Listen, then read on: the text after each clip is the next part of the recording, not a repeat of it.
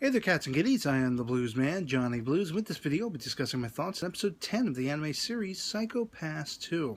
And I gotta say, this was actually a pretty intense episode. From right out of the gate, we're finding, basically the next leg in Kamui's plan, involving these subway trains, all of which he's basically taken control of and led to this little cordoned off area, what is meant to be the evacuation route, essentially. And all these people are trapped.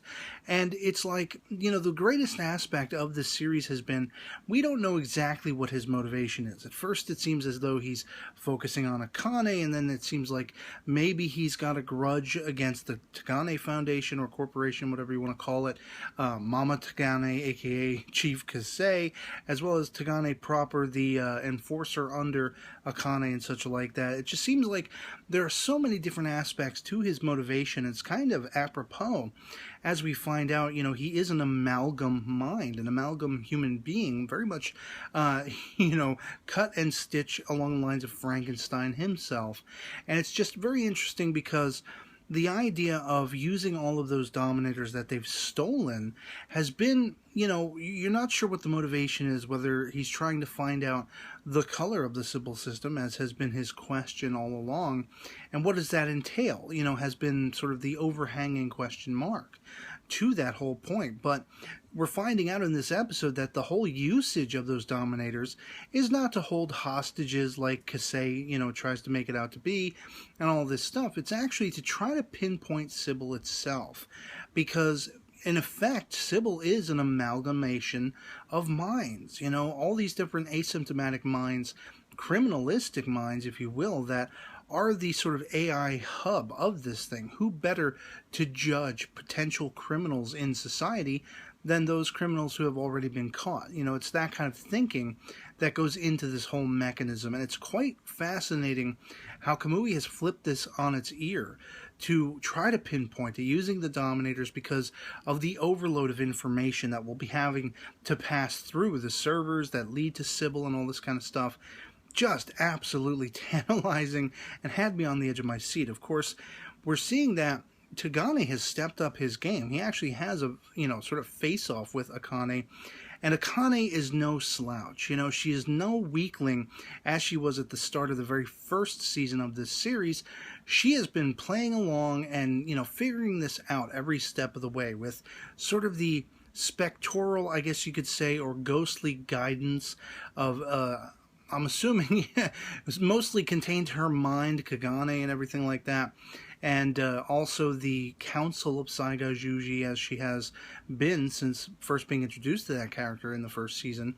And it's just fascinating to see, even with the horrific imagery of Kasei showing to Akane that they found the beaten and, bloodied, basically to death, her grandmother, the body of her grandmother.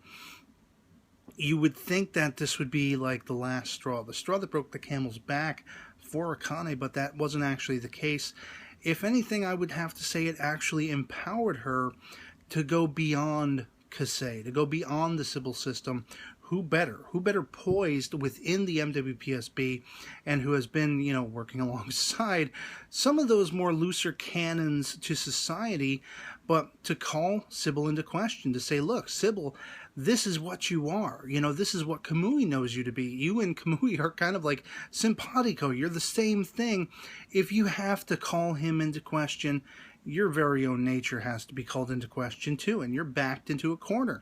What else can you do, Sibyl, and all this stuff? And that's exactly why Kasei and Tagane wanted to get rid of her all along. They knew she represented a through line to Kamui. They're on similar playing fields, I guess you could say. And so it was absolutely captivating and compelling when she calls Kamui directly after talking to the guy they have in custody who was overseeing that party where they killed all those duplicates that were, basically ensconced and snuck into society, all the movers and shakers, as I've referred to them in my previous episode coverage videos.